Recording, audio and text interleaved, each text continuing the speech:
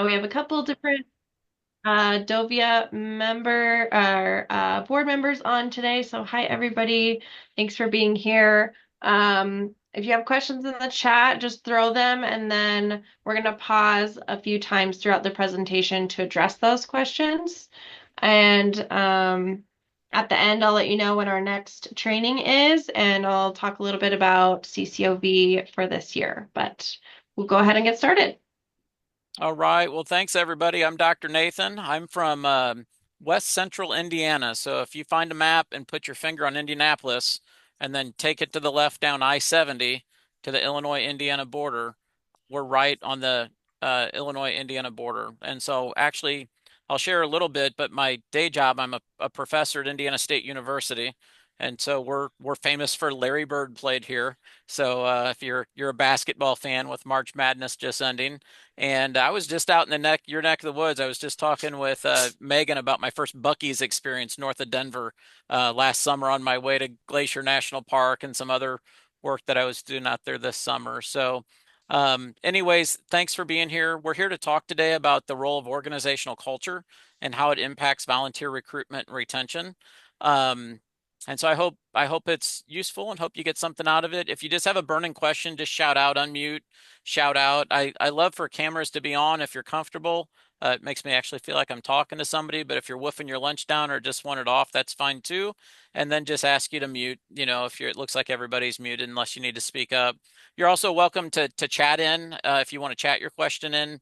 Lauren's monitoring the chat and we'll pause a couple times to come up for air here or a swig of coffee and give you a chance to answer questions.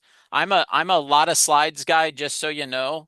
I'll save my slides as a PDF and send them to Lauren so she can post them or send them out if anybody wants them, just so you don't feel like you have to take notes. But I'm not a lot of text guy and a lot of images, so there'll be lots of slides, but they'll be kind of fast. So if you need me to slow down, just yell "whoa," and I'll do that. So without further ado, here let's just jump in here. Bear with me, my computer's doing something weird. And aha, there we go. All right. So I do want to just start with one shameless plug. Volgistics is a software company, and they are the corporate sponsors for today. And they've asked that, I believe in their product, and perhaps you're a user of Volgistics, past, present, or maybe future, but there's a couple of QR codes there.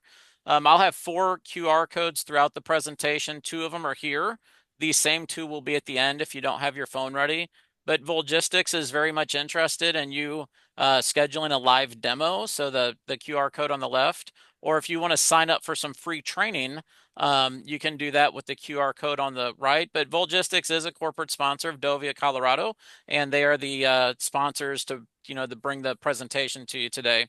So with that, it's baseball season, and I'm a big fan. I had to turn off the game off of FanDuel because it was causing some Wi-Fi issues right now. My Cardinals are playing the Pittsburgh Pirates today, and those were the 2 hats that I really thought I was going to be wearing in my career.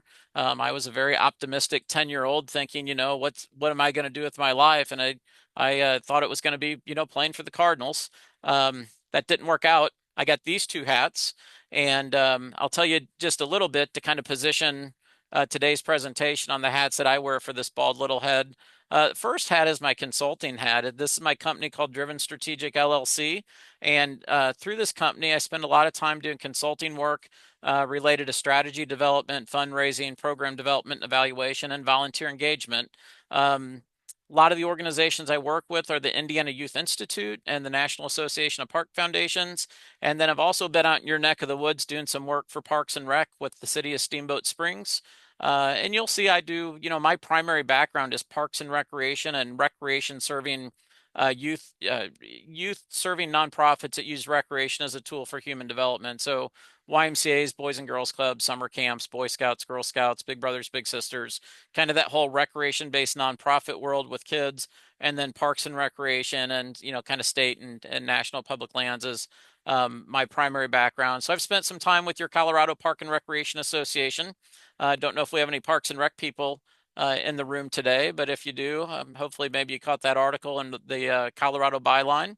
And then over at Indiana State University, that's my day job where I am a professor. I've been here 20 years, Indiana State. I'm in the Department of Political Science, but I run our nonprofit leadership program. That's an undergraduate and graduate program. And I also run our public lands and recreation administration. So basically Parks and Rec and nonprofit leadership.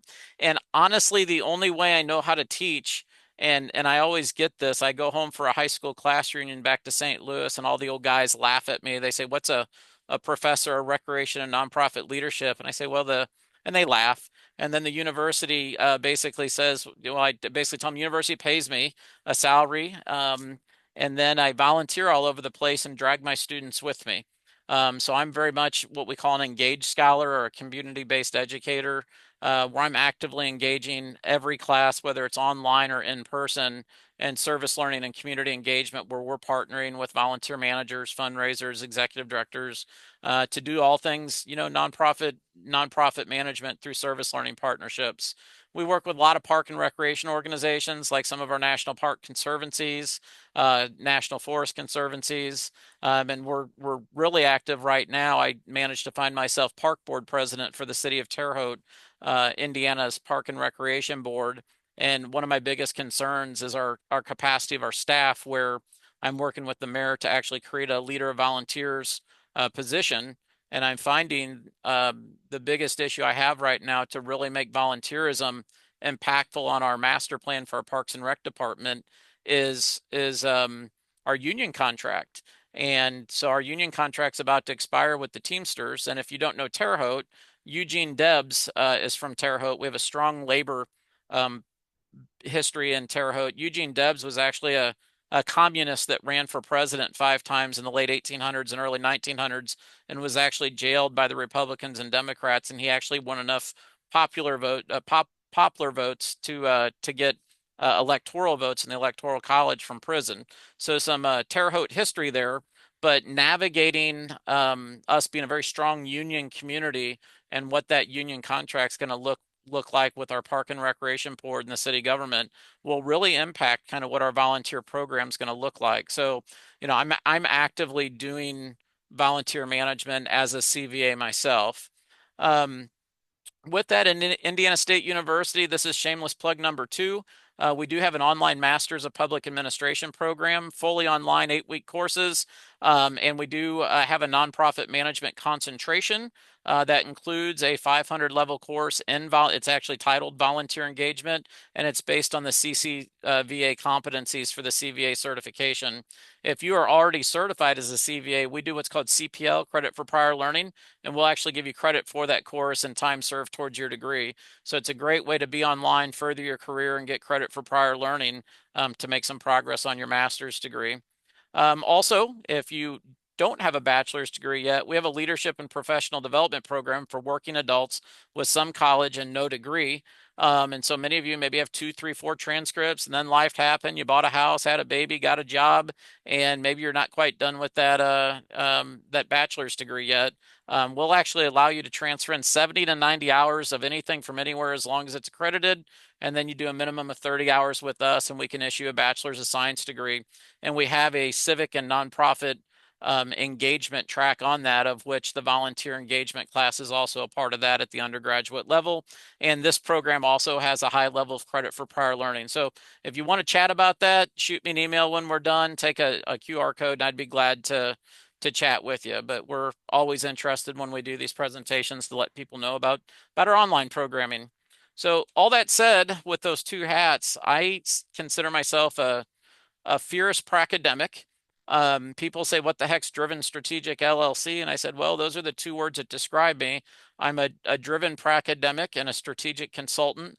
And to me, a pracademic is the academic side. You're kind of an egghead, and that's a really nasty word if somebody calls a professor an egghead. I don't know if you guys have heard that term before, but kind of that egghead side versus the worker bee side. And I try to keep a foot in both puddles between my consulting and my service learning work as a professor, where we're doing both of them at the same time. And so what I like to think of kind of my approach to this presentation is that I work really hard to bridge theory, research, and data to guide practice. I'm a very firm believer in practice-based research and research-based practice. And so I'm going to be delivering some data today about organizational culture and how research on culture actually informs how we should lead our volunteer programs to increase volunteer recruitment and retention. Um, that said, we spend a lot of time in organizations from arts to zoos with Driven Strategic LLC. And besides Parks and Rec, I mean, art museums, CASAs, Ronald McDonald houses, disability rights organizations, parochial schools. And being involved in all these kinds of nonprofits, I've learned one really important thing. And I've learned they're all just like cheeseburgers. I know some of you are eating right now, but all of these organizations are just like cheeseburgers because they all have the same ingredients. And what I mean by that is they all have a communications, marketing, and public relations function, which I call mission awareness. They've all got that top banner, that umbrella, the governance team being the board of directors and C-suite leadership. And not because it's least important, but because it's the foundation, it holds the burger up, is technology, legal and ethical decision making, and cultural competence and diversity. And then everything between the lettuce is the green, that's the money, that's your fundraising and financial management. You've got your cheese and your burger, which is the thick of things, which is your programs and services.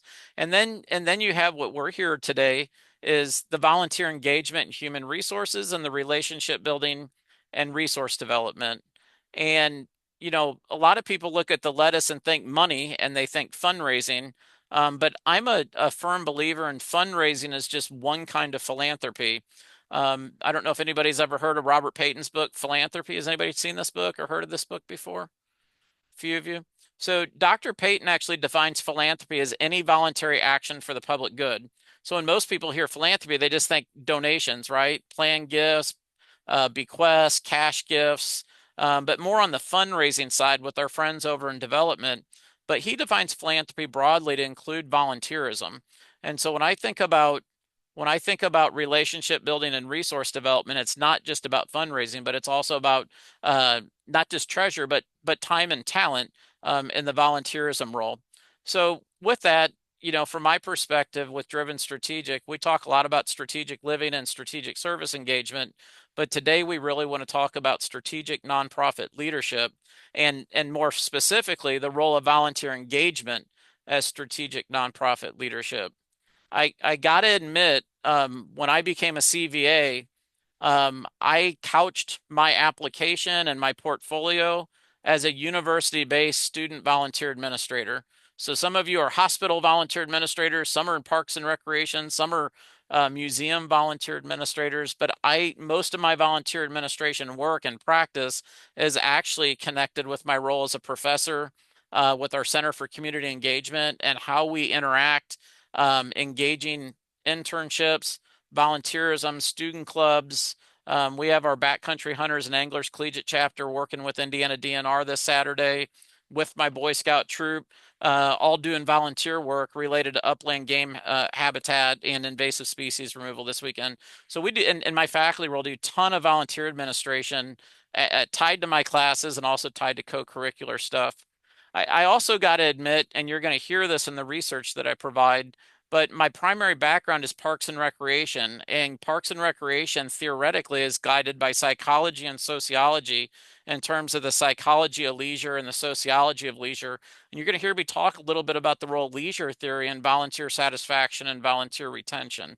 So just that kind of I'm a CVA, but I'm also a certified park and recreation executive. So that recreation and leisure perspective slamming together with volunteer leadership. I'm very much looking at volunteerism as leisure and what does that mean on how we orchestrate satisfying volunteer experiences. So I got a couple learning outcomes today. I want to start with the leisure stuff, leisure and particularly place attachment. Then I want to get into some culture research related to recruitment and retention, and then wrap up with trying to differentiate between volunteer management and volunteer engagement and what that means for the auditing and planning process for your volunteer program. So I'm going to pause for a second. I'm running 4 screens. I'm looking ahead at my PowerPoint, but you guys are up here. So when I do this, I'm actually looking at you all. Are there any questions so far, Lauren? Are we having any tech issues? Or are we good to go right now? We are good to go right now. There are not any questions All right. currently. It doesn't sound like anybody logged out yet, so that's a win.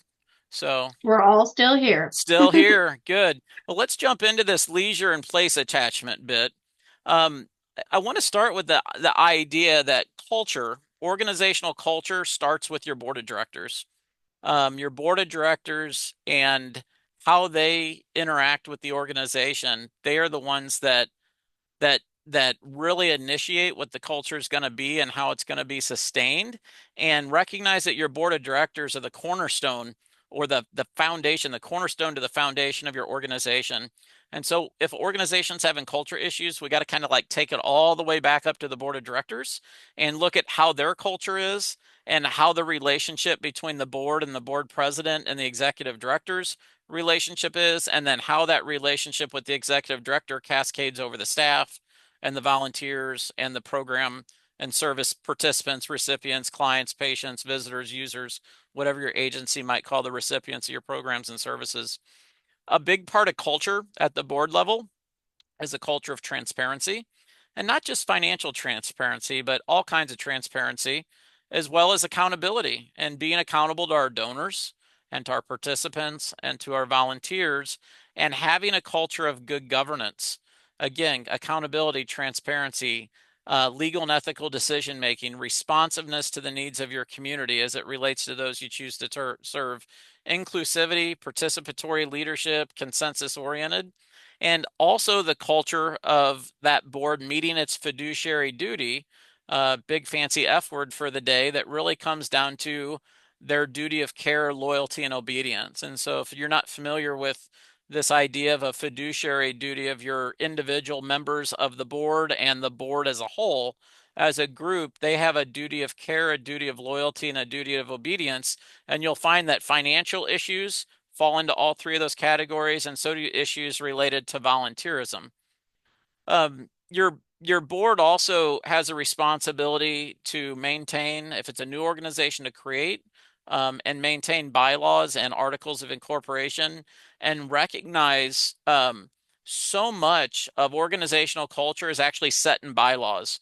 And it amazes me the number of nonprofits when somebody wants to own their own nonprofit, and we all know we probably don't need another one, and they certainly don't own it, but they set one up anyways, and they end up downloading bylaws off of Google and then just changing the name and a few things, and they don't realize that the bylaws guide behavior, and the way people behave in organization creates culture.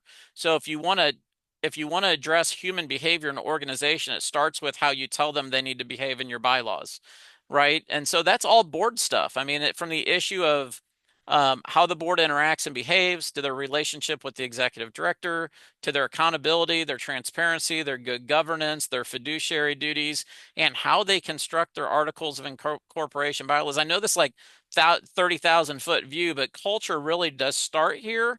And if you're having culture issues that are impacting your volunteer program, it might not just be an issue in your department or division or unit. It could be way above your pay grade that you may have to look at.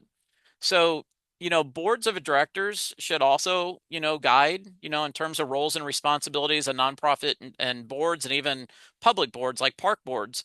They should be really setting the plan and the strategy for the organization, whether that's codified in a master plan for Parks and Recreation or a strategic plan for a Ronald McDonald House. And something I see so often in my university and consulting roles is that in a strategic plan, we have goals, objectives, outputs, outcomes related to HR, technology, programs, but rarely do I see volunteerism as a section in a strategic plan, and how serious and what kind of priority the volunteer program or volunteerism is related to meeting the unmet needs of the people you choose to serve, that's codified in your mission and vision. And so I'd love, as a little bit of homework, all of you, or even while you're on another screen, find your organization's strategic plan and see where volunteerism shows up. If it's not in the plan, it's probably telling you that it's not an important part of culture to your board, and that's often left out. So, how does the board set the culture um, in their day-to-day behaviors? How do they Behavior. set? I'm sorry, what was that? We just had somebody join. I'll mute them. Oh, Ah, they just mute. gotcha. Okay, gotcha. So that We do idea of, have a question in the chat if you oh want yeah, to let's do it. take a Let's look at do it. that. Yeah, let's do it. Do you think that board of director culture truly impacts at a national organization, or do you think it trickles down to more local markets having more of that culture impact? Yeah, well, and the short answer is I do. To what degree, I think depends on the organization and how it's set up. If it's a confederated, I would. So I'm a scoutmaster. I've been in the Boy Scouts as a scout or a volunteer leader now for 43 years. I would very much say we are experiencing at the unit level as a scoutmaster culture issues that happen with our national board of directors down in Texas. So I know it's several layers removed, right? Down the national, then the service territories, and then the councils and the districts and the units. But things they're doing from a cultural perspective, and I'll give one that's positive, the emphasis on youth protection and safety at the national level is it drives everything we do and how we do it at the unit level. So there's a culture of safety first. Um, there's also some things about the culture that starts at the national level, particularly staff to volunteer relationships that I would say are modeled at the national level that trickle down to the local level in not a positive way. I would say there are other organizations that are national and maybe confederated, and maybe the local level is so far removed from that national culture, maybe it doesn't as much and as noticeably, but it can. So does that answer the question, whoever asked it? Yeah, that perspective is great. Thank you. Okay, good. So kind of back to the strategic plan is where does volunteerism fit? And the one thing I'll mention is I think the profession of fundraising they have way more research than we have about volunteer management, leadership, volunteer coordination, volunteer engagement. They have figured out so much about how to work with donors that like we don't need to reinvent the wheel. We just need to steal fundraising research and apply donor relationship building to volunteer relationship building, right? Like they figured a lot of it out already. So appreciate those snaps there, Brittany. Thank you. So, when I don't talk about fundraising. I talk about relationship building and resource development and recognize that's four things. That's fundraising, right? Up here at the top, the dollar sign, but it's also volunteer recruitment, retention, and it's also the in-kind donation of equipment and supplies like basketballs, or the donation of buildings and land like a building or park space, right? So we're really building relationships, long-term ethical relationships over time to generate resources that will help us execute our programs and services to accomplish our mission and vision in the form of money, volunteerism, equipment, supplies, building, and land. And that idea that it's a long-term relationship. And kind of one of my biggest concerns about the volunteer management profession is that typically on an organizational chart, and don't hang me here, but because there's always an exception to when I paint with broad strokes, but most of the time the full-time volunteer coordinator, manager, leader, administrator is usually pretty low on the full-time part of the organizational chart, and it's usually an entry-level position, even though it's way more important than that. And if you do a really good job, you usually get promoted up and out of volunteer management. And if you do a bad job, you leave the organization. So there tends to be constant turnover in the volunteer coordinator roles across our profession. A lot more turnover than maybe a chief strategy officer or a program director. And I am painting with broad strokes. And so, you know, trying to get organizations to understand how important the volunteer program is to their mission and how it's the hub to every other department, and creating volunteer positions and filling those volunteer roles over in fundraising, over in office administration, in programs, and really thinking about how do we keep staff long term in these volunteer leadership roles so that we can focus on long term relationship building with volunteers over time. So I know many of you and your volunteers feel like you're barely treading water, or maybe drinking from a fire hose. And some of you are hanging in there and pretty happy, and some of you are burnt out. And some of your volunteers might be burnt out and feel like they don't have a dignified off ramp. And so, as we think about volunteer organizational culture and volunteer recruitment and retention, is your volunteer program burning out your volunteers? Perhaps because you're trying to do too much. Is your organization busy trying to produce outputs instead of being intentional and trying to produce outcomes, and recognizing that busy doesn't always mean impactful? And so how as a volunteer manager do we stay in our lane and the strategic plan, the lane that the strategic plan lays out for the organization, so that we can capture lightning in a bottle with our volunteer resources? We talk about kind of like organizational resources, and we have 4 kinds of resources for all of your organizations. But all of you, for the most part, are volunteer managers of some title or sort, and recognizing human resources are the volunteer resources, and they are absolutely mission critical human resources. We know 70% of our budgets for most nonprofits or government agencies are related to paying people and staff and fringe benefits. And the best way to manage the budget, to reduce your expenses, to increase your use of volunteers in an effective way. And whether they're paid or unpaid, people in the organization are the culture, create the culture, and people are what accomplish our mission. So I always like to kind of explain this. We have this target population of people we want to serve, whether it's a mentoring program for 12 to 24-year-old girls that have been trafficked, or whether it's 6 to 14-year-old boys for a youth football association, or whatever it is. Every one of your organizations has a target population, and you've identified the unmet needs that they have that you want to meet for them. And so you have the population and you have your strategic plan. And what's the single greatest either bottle of WD-40 or the single greatest wall between getting your target population to the mission and vision, your strategic plan? And it's your volunteers, it's your mission focused human resources. So just recognizing how critical the volunteers are between your program participants and your mission, right? They're everything. They're everything in a relational environment. And recognize that we integrate volunteers kind of at all levels of an organization, and good volunteer programs.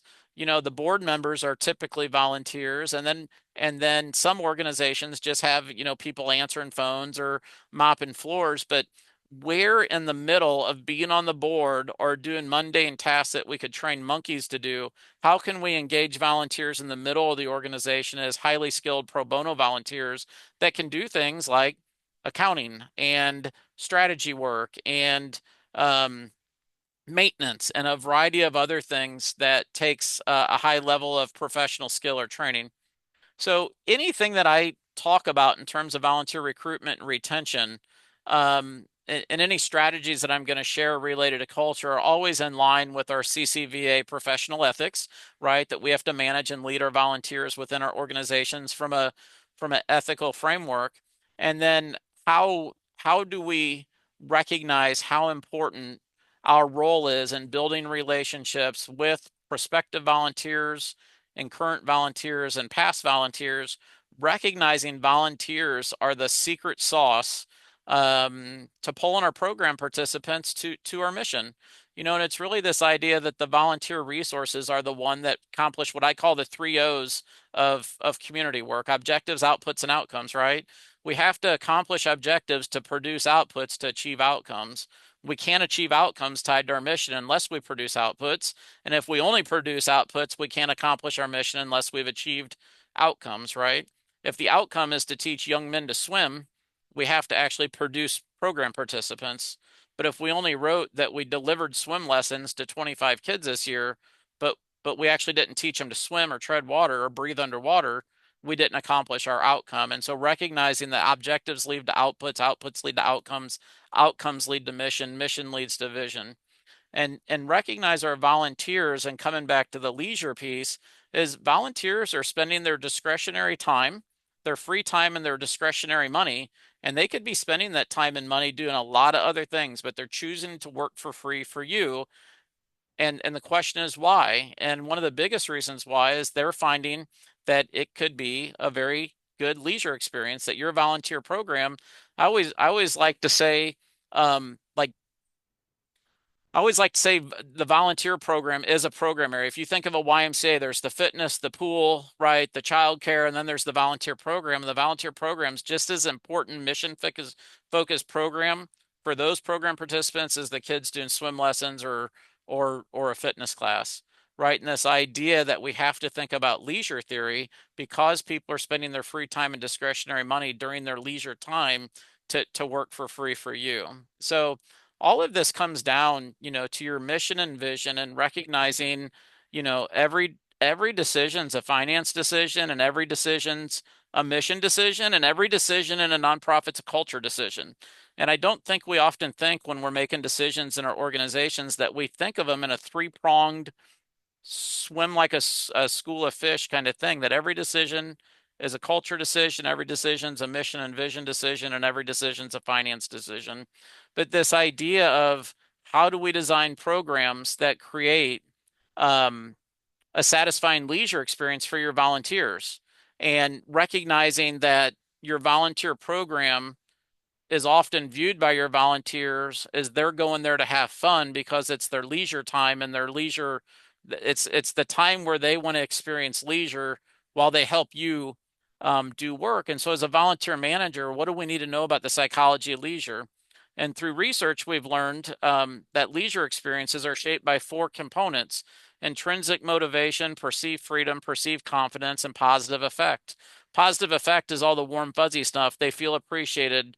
They enjoy it.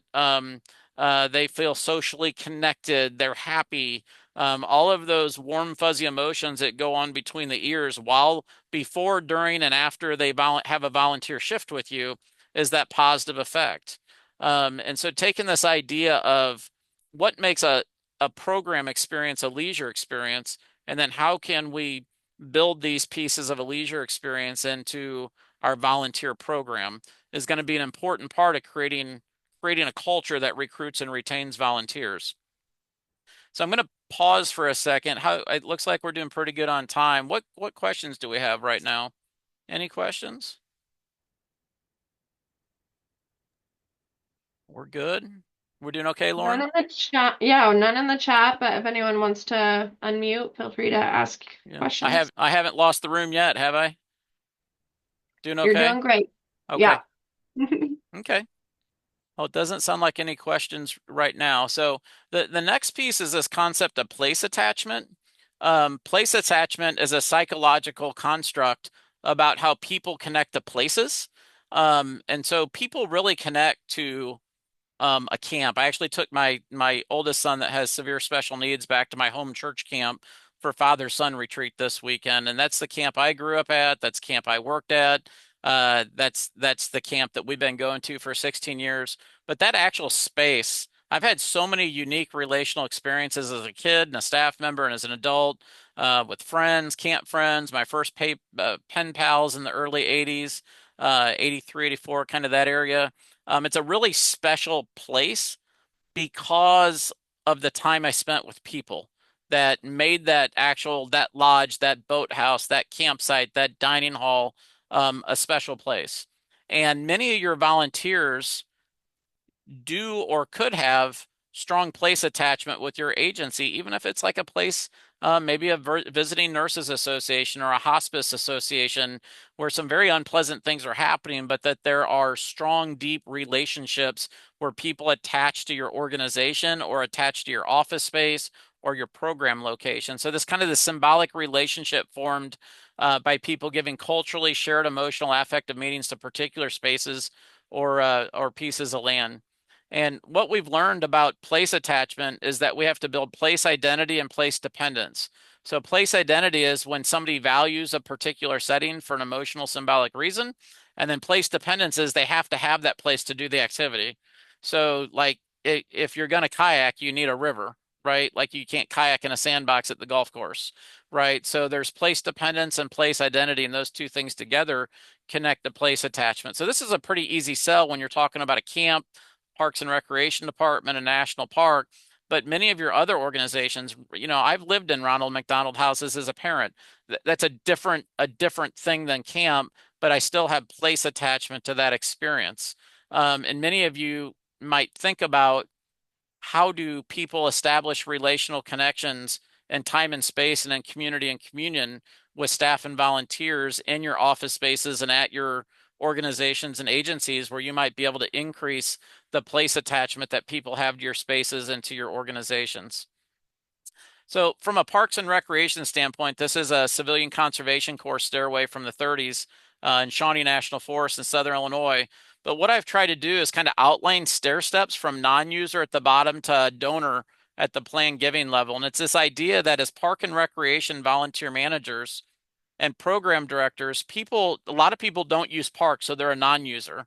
And then they take a step and they become a one-time user, and then an occasional user, and then a regular user, and then a rock star user, and then they become a volunteer, right? So volunteer is kind of the highest level program participant, but it's also the hinge where it's also the lowest level staff member, right? It's kind of that purgatory between being there to facilitate other people's program experiences, having experiences of your own, and then also not quite staff. And then that idea, then they become a volunteer. They might join, become a member and give money, become a committee member, become an annual donor, become a board member, become a major donor. And as they get 60, 65 plus, might actually put your organization in the will, recognizing that volunteer relationships are donor relationships, and 70% of volunteers donate, right? And so that whole relationship building, that you're not just doing volunteer management, you're all fundraisers too. A lot of you may not think of yourself as a fundraiser, but you are. If you screw up a relationship with a volunteer, you've screwed up a relationship with a donor or a non-donor, right? And understanding how important your relationship is when you hand that person off to your development director. So it's this idea that it's kind of a scaled relationship over time as we move people up and through our organizational hierarchy and opportunities. So the more you increase leisure satisfaction and place attachment, the more likely you're going to move this relationship up this participatory scale. And I like to think of volunteerism as like an apex leisure experience. When you're a super engaged volunteer, it's like the highest level leisure experience that you can have as a program participant. And it really takes it from like the regular user of your agency's programs and services and your basic volunteer experience, and really taking it to that experience on steroids, right? This like just perfect, awesome, I'm all in apex leisure experience as an engaged volunteer. But that means not just the program director is an experienced engineer, but as a volunteer program director, we have to engineer experiences and volunteer experience engineering, and recognizing that engineering volunteerism is a program area from a leisure perspective. If you look at your potential and current volunteers as leisure participants. So this idea that we really need to think about using leisure experiences to motivate volunteers and designing volunteer positions to not only accomplish organizational goals, the work that you need done, but also that same experience being an apex leisure experience for your volunteer, so they come back for more and more and more over time and contribute more to your mission and feel good about it and feel appreciated. So I've alluded to this point that volunteer relationships are donor relationships because it's all about relationship building and resource development, whether somebody's going to give treasure or they're going to give time and talent. It's all philanthropy. Any voluntary action for the public good means time and talent or treasure, and recognizing there's an innate and an inextricable connection between the volunteer program and the fundraising department. So this kind of connect the dots here. If you work people up this stairway of engagement with your organization over time, and you're creating satisfying program and volunteer experiences that build place attachment, volunteer engagement, that's relational and has a healthy culture, you're going to actually have a culture of volunteer retention and a culture of philanthropy and giving of not only time and talent, but also of treasure, and knowing that can be a benefit if you do volunteer leadership really, really well. So, kind of the takeaway point here on this leisure piece is, how do you infuse leisure and place attachment into a volunteer program so that you can take advantage of critically creating satisfying volunteer leisure experiences, which improves volunteer retention and then shapes organizational culture. So, before I move into kind of this, getting in more now to the deep culture stuff on recruitment retention, are there any questions that need to be answered right away, or are we okay to continue? I have a question. Just thinking Okay. about like place attachment. Obviously, there's also like people attachment with Right. Yeah. volunteers as they establish relationships. Yeah. And just thinking obviously of like the higher turnover that exists within like the role of volunteer coordinators, or those supervising the volunteers. Just like interested to hear any like notes or comments you would have to say between like that people attachment versus place attachment, I guess. Yeah, so really good question. I'm not sure I have a grand response other than I agree people, you know, a a big part of place attachment is people attachment because it's the experiences and relationships that you had in a particular time and place. So I would say they're not separate, people attachment, place attachment. I'd say they're pretty overlapped.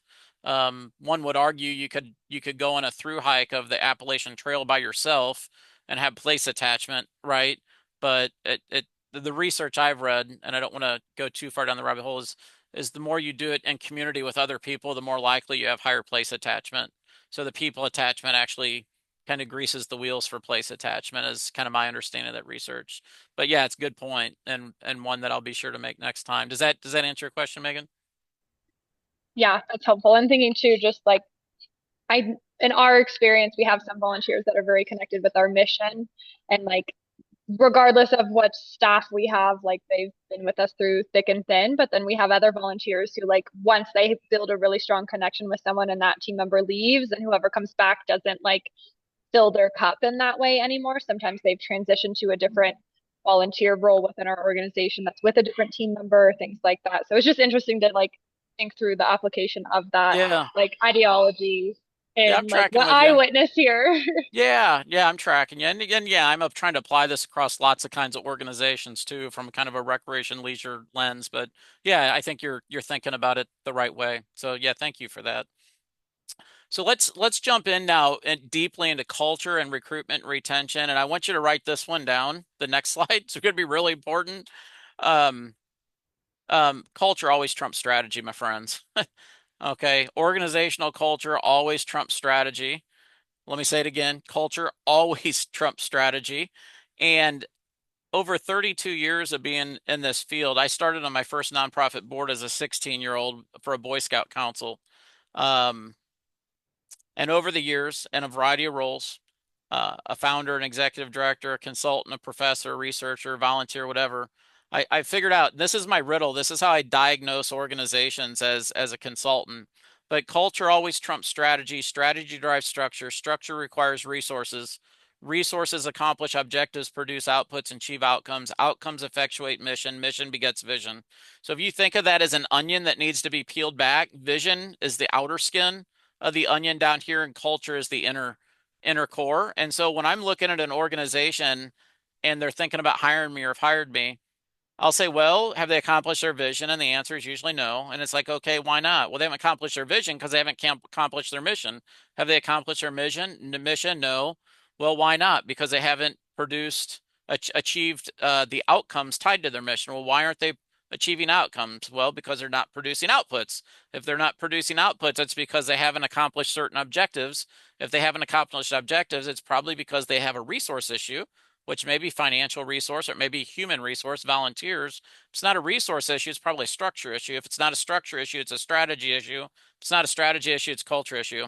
I get lots of dumpster fire organizations and they're like, we need a strategic plan. I'm like, no, honey, you got a culture problem, right? Like, this is not a strategy problem or a fundraising problem or a volunteer problem. This is a culture problem, right? So that's a lot to take in, and I'll share the slides, but it's just kind of how like you trying to get in this little bald guy's head out here in West Central Indiana. That's where I'm at in my head. So let's bring it back to cheeseburgers since a lot of you are eating lunch right now. What do you think that wrapper represents on that cheeseburger we talked about?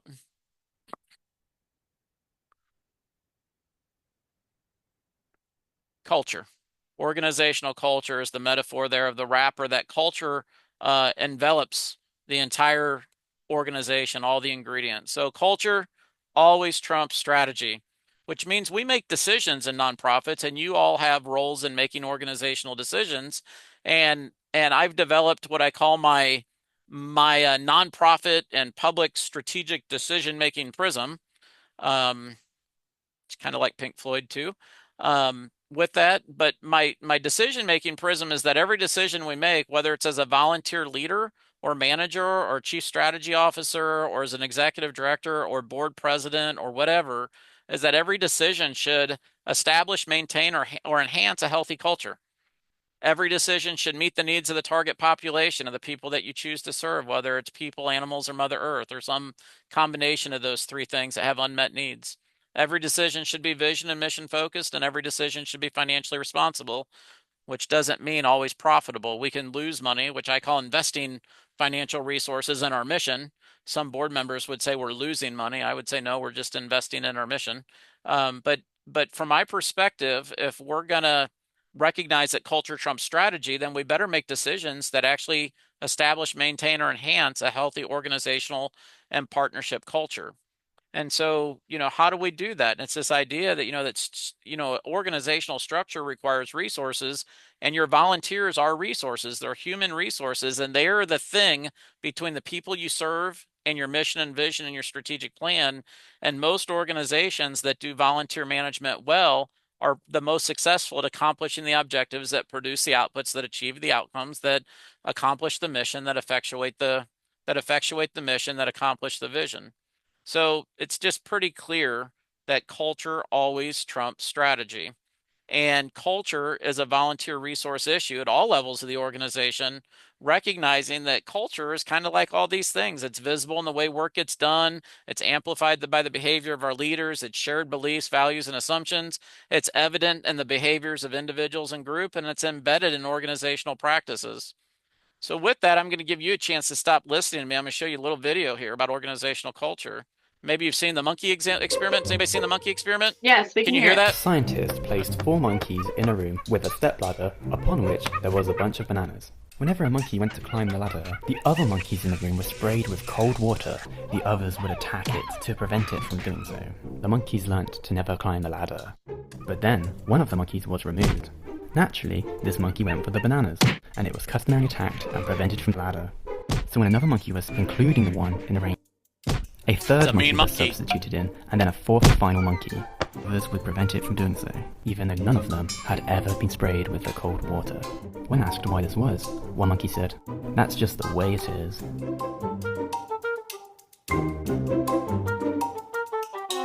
So I think you get the more of the story there, that when people say what's culture, it's the way we do things around here, right? And sometimes we don't even know why we do it. It's just how it was done when we got there as a volunteer, as a staff member. And it's the unwritten rules that drive staff and volunteer behavior, and staff and volunteer behavior related to specifically about those affective relational things like support, respect, civility, collegiality, emotional intelligence, and how we handle conflicts. And like the monkeys, culture is learned, and your volunteers and staff are going to learn culture, and culture is learned. It can be toxic, and toxic culture is a volunteer satisfaction issue, right? And when you have a toxic culture that's a volunteer satisfaction issue, your toxic culture is a volunteer retention issue. So just kind of A to B to C to D to E, connecting the dots here. So attracting and retaining top talent is actually the greatest culture challenge, is how do we attract top talent that wants to stay and use their skills and their discretionary time, with their discretionary money and free time. So culture, my friends, is a mission and vision issue.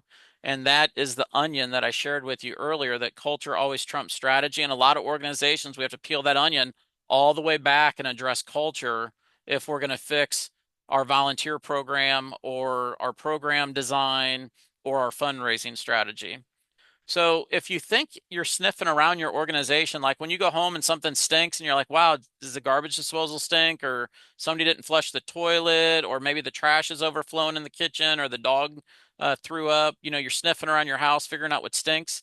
If you're sniffing around like, ooh, maybe I work at a place as a culture issue, Human Synergistics International is the leading research and consulting firm in the world that measures culture through their organizational culture inventory. And I'm trained by them and accredited to use their instruments and actually do consulting on how to improve culture. And I won't go through the details, but the data gets put on this thing called a circumplex. And basically the circumplex is these top 4 pie pieces. The blue ones are healthy culture, red is toxic, and green is toxic, and green is as toxic as red. And they fill out 2 surveys. Basically, what is your preferred culture? What would you like the culture to be so that you would want to stay, and what's the current culture?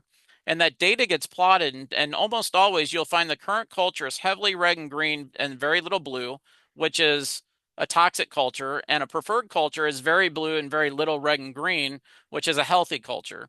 And so actually the data over time, you can actually actively change the culture of your organization by being very intentional about those unwritten rules. And you can actually shift the data to be less green and more blue, and recognizing that when we tend to guide volunteers from a framework of management, we usually have an unhealthy culture. And when we guide volunteers from a culture of a constructive, healthy culture, we engage volunteers. So recognizing we're about out of time, I want to just get into some of this issues of how do we create a healthy culture through volunteer engagement versus an unhealthy culture of volunteer management. So engaging volunteers is how do we engage our staff in constructive relationships with our volunteers, and recognize that this process of auditing and action planning for our volunteer program is about recruitment and retention is about satisfaction, and that volunteer satisfaction is ultimately about leisure satisfaction during their volunteer experience and about the health or unhealthiness, the toxicity or the constructivity of the organizational culture. So as volunteer managers, if you do this stuff really well, volunteer engagement can actually increase volunteer satisfaction. It can improve volunteer retention, and it can create a healthy culture. But you got to be able to articulate culture during the recruitment, selection, and onboarding process, and recognize that volunteer and staff relationships are a really good barometer for the health of your culture at your organization. And recognize that the interrelationship of volunteers and employees can be the single biggest obstacle to effective involvement of volunteers in the work of your organization. So volunteers and paid staff should be partners, right? It shouldn't be rank. It shouldn't be one's less valuable than the other. They're both mission-focused human resources. Just some are getting paid and some are not. And it's also important to pay attention between the long-term the relationships between veteran volunteers and new volunteers, because you can even see a pecking order and culture between staff and volunteers, and then actually between new and old volunteers.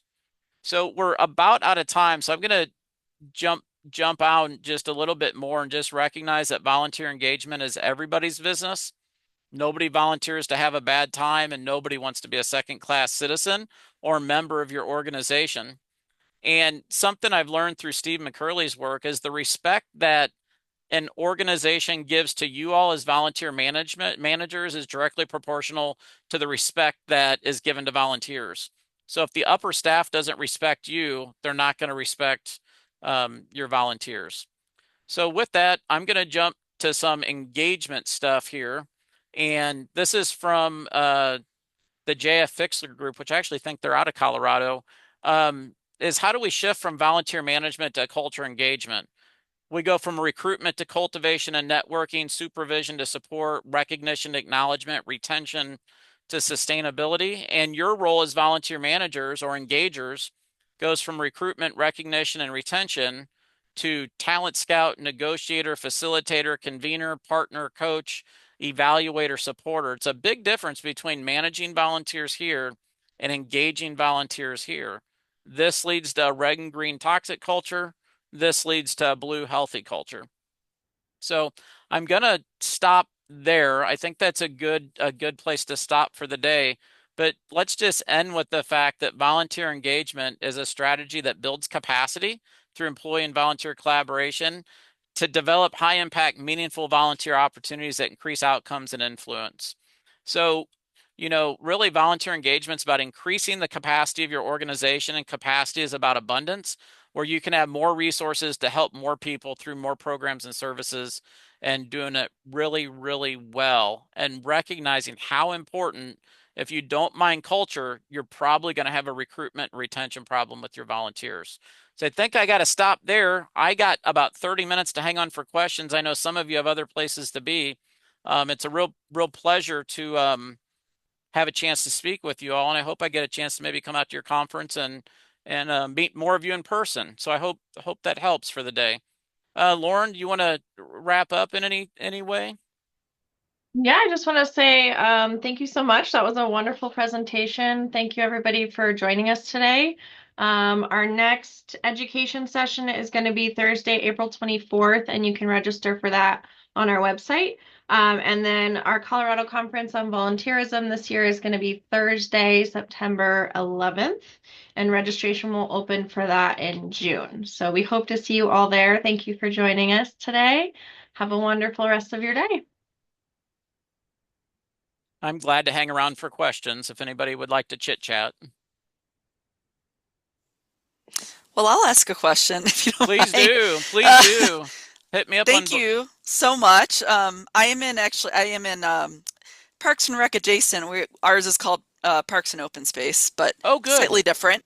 Sure. But I am curious, and I'm sure a lot of people have heard, have the same thing when you're thinking about how this organizational culture is really, it's this like top-down thing.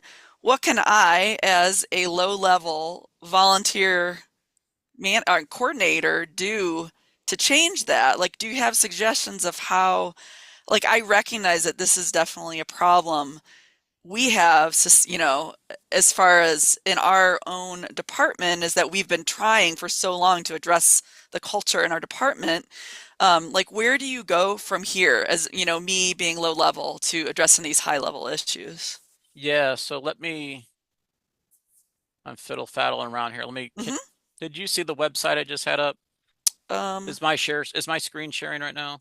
yes, it is. Is it The showing human this? synergistics one? Yeah, is it showing the Uh-huh. circumplex with me wiggling my mouse Yes. around? Okay, Yes. I'm gonna chat this link through to you. Okay. Okay, and I want you to go to this. This is an interactive circumplex. And so if you click on individual and then click on one of the pie pieces, it will give you a definition of what that does. Okay. Okay. So you're in a leadership management role as a volunteer manager of some sort, right? Or program director that deals with volunteers of some sort, or No, this is part of the problem. okay, what's your role? My role, I'm what is called a senior volunteer coordinator, and volunteer Okay. coordinator is basically simply a human resources job description that many people have in our organization and throughout the entire county. And what is the problem in my little department in Parks and Open Space is that we don't have, and this is something I've been fighting for a long time, we don't have a leader in volunteers. There's a bunch of us that are volunteer coordinators, and we're all kind of like pecking into this. There's no one leading it. So there really is no leadership within it. And it's a continuous problem for us that I've tried to address. I would say the first thing is yeah, you probably have a structure issue, right? I'm Yes, hearing a structure issue first. 100%. In terms of how you're organizing your volunteer program.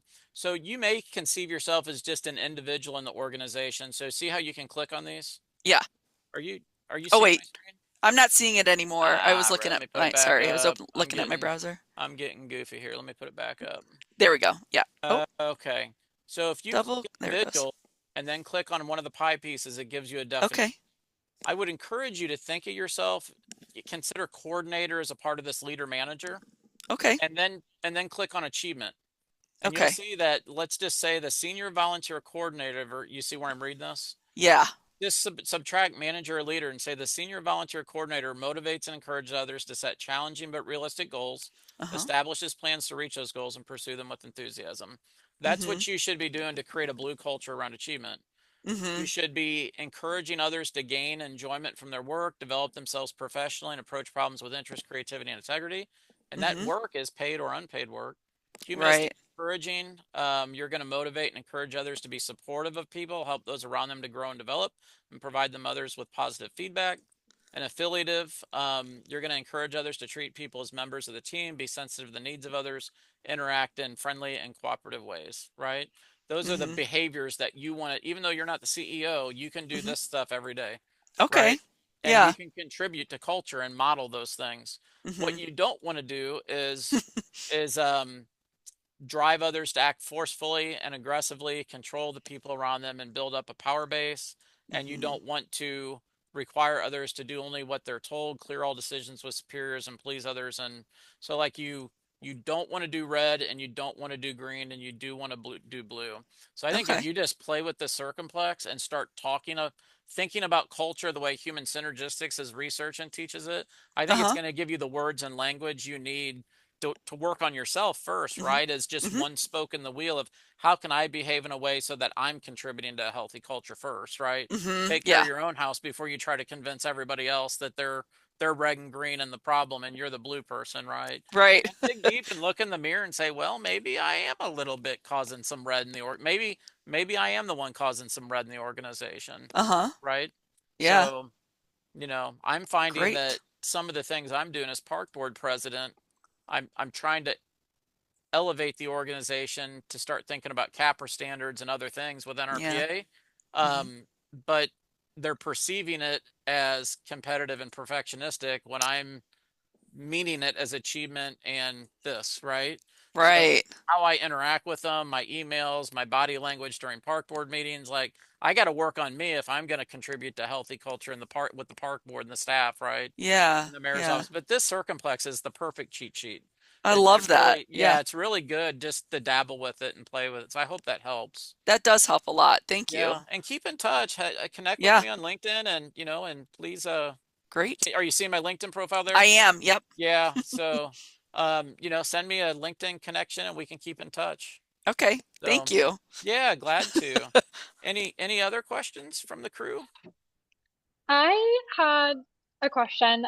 So we have a very like diverse volunteer population. We allow young kids to volunteer if they're with parents and chaperones, of course, as well as court mandated volunteers. And I think one of the challenges we've ran into is like staff getting frustrated when they're working with these populations of volunteers who it might not be leisure for them, right? They might be completing these hours because they Well, it's did a not. crime It's and it's it's now it's they're doing required. them. Yeah, it's punishment or voluntold, right? The Exactly. high school kid that has to do volunteer work for their high school diploma, right? That's not volunteerism, because Yes. that goes back to leisure. It's not perceived freedom and it's not intrinsic motivation. It's intrinsic. Like you're gonna do these hours or you're going back to community corrections. Like that's not intrinsic Yeah, motivation. So I exactly. mean, right at the very start in those cases, it's not volunteerism if they're not intrinsically motivated to be there, Yeah, right? exactly. So I But think one of the challenges we're running into, right, is since it's not leisure for these people, but they are coming to our facility, they're engaging with the staff members who would typically be interacting with those who are here for leisure, wanting to give their time, how to kind of like maintain a positive culture around like volunteer services when some of the people you're working with are volunteering because they yeah, have it's to. unpaid mandatory service. Yeah, right. Yes. Yeah, and that's a yeah, it's a good question. I've managed I've managed programs where we have all those people, right? Like I Mm, entirely get what you're saying. I'm not sure I have a quick and short answer other than empathize that yes, you're right, and that is a problem, and how do we how do we deal with it? It may be scheduling. hmm How can you schedule the Debbie Downers to not be in the same basket of apples when they're poisonous, right? The idea that one bad apple will poison the whole basket. So, how I do it as a college professor is I remove my attendance policy. I don't want I tell students I want them to come to class and I want them to want to come to class, but I'm not going to make them, because if they're going to sit there and be a problem and change the mood in the room, they're going to they're going to poison the fun learning experience for everybody else. So it might be that you have to separate them out physically, right? Where those that are those that are there for mandatory service versus those that are intrinsically motivated to be there on their own free will, you might have to put them in two separate rooms, It's like putting the ex-husband at a different table at the wedding, hmm wedding reception. It might not that that's a perfect answer, but it's one to start thinking how can they get their service in without also impacting the mood, culture, and tone and positivity of the organization. Or you might have to choose that maybe you don't take those. Maybe you don't do that for that reason, that it's negatively impacting your culture, and you might just have to do without the extra person power. hmm You could, right? Like you could just say we don't do that anymore for this reason because it's negatively impacting culture. Um, Yeah. And I think that's the like the thing, right, is we do get a substantial amount of support from that. Like I wouldn't say it would be detrimental if we remove them, but it would definitely like have an impact, yeah, especially since we're one of the few organizations in our area that like accepts children to volunteer as young as we do, and like accepts, I mean, we still have restrictions around our court mandated folks as well, but it runs into that age thing again where like we've had, you know, a middle school student who got into a fight. Now they have to do 8 hours of, you know, court mandated service. We're one of the few sites that could accept them just because of their age. And so it's that balance of like, since we serve a vulnerable population, we want to be able to accommodate volunteers who might be, you know, potential clients of ours, but maintaining that positivity amongst our staff who like are supervising those individuals, and guiding them on their journey is, it's definitely a hard thing to juggle at times. Yeah, I hear you. I'm just thinking while you're talking, and then I wonder if you were to run parallel onboarding of volunteers that are truly there to volunteer versus those that are not getting paid for mandatory service, if you were to create a separate track for onboarding that starts from a different posture of I know you have to be here, you're not here on your own free will, and we hope that we can create an experience with you where you'll want to be here by the end of this, you know, required hours or mandatory court appointed hours. And how can we work together to make this a good experience for you, getting into that volunteer engagement posture of, you know, we know you're not here on your own intrinsic motivation. Recognize we're glad you're here, and know that even though you have to be here, you're really important to the work we do, because we can't help all these people without you being here for your mandatory service. And we hope that maybe we can work together to create an experience where, oh geez, maybe you'll leave here feeling good about your mandatory service, to the point that you might even think about like that wasn't so bad, and maybe I'll do it on my own free will and be in the volunteer pool next time. Right? Like I wonder if there's some strategies if you just need the hands and the hours because there's work that has to be done and you can't function without voluntold people, versus the volunteers. I wonder how you can acknowledge that separately when you bring them in for training, onboarding, and just hit it head on and just Yeah. acknowledge the monkey in the room, right? Or the elephant in the room. I don't know. What do you Yeah. think of something? Yeah, that is validating. It is an idea we've talked about, is like, because we don't have a very formal onboarding process. Most of our volunteers work in our warehouse here. So we don't, it's very like low barrier to entrance and getting started since they're not interacting directly with our clients. But we've talked about like having an additional form that we review with the court mandated folks, just going over some of the policies and like challenges that we tend to encounter with that population around like taking an appropriate amount and duration of breaks. You know, you shouldn't be going up to the bathroom every 5 minutes and sitting on your phone in there, whatever you're doing, right? Right. So lining some of those guidelines out, but then speaking to like, yeah, while you might be here because you have to, like it is valuable to us, you can really make an impact in highlighting some of that. So it does sound like we're on the right track with that. Yeah, at least you got kind of three options. The first option is just quit using those voluntold people, right? That's option one, which isn't a great option considering you need them, but it is an option, right? Like Yeah. it is a plausible option. Second one is separating them out and letting them be grumpy and voluntold separate from everybody else that's there for warm fuzzies, right? And then the third one is maybe separate them out for a while with some very pointed acknowledging they're not there because they want to be, and that you really want them to want to be there by the end of it, right? And then, Yeah. and as they show progress being separated out, right, then you can integrate them with the volunteers, right? Where maybe they, you know, move from kind of being isolated to being integrated with the rest of the volunteer program as they demonstrate some emergence of intrinsic motivation, even though they're still there because they have to be, Yeah. right? Like I think you could, and then the other option is you just throw them in and deal with it like you are now. And then another option is throw them in, but acknowledge it and hope they come along and not poison the rest of the group that's there. So I don't know. That's like five different options you have. All the options. Yeah. Yeah. Yeah, and we're testing out some of those. There's definitely been moments where, like, if a volunteer is being troublesome, we'll maybe put them on a different workstation. But then there's other times where, like, we'll put them intentionally with a volunteer so they can share their story and help motivate, you know, the folks who are only here because they have to be. So appreciate your Yeah. input on all this. Yeah, I hope it helps. I hope it helps. Be sure to connect with me on LinkedIn.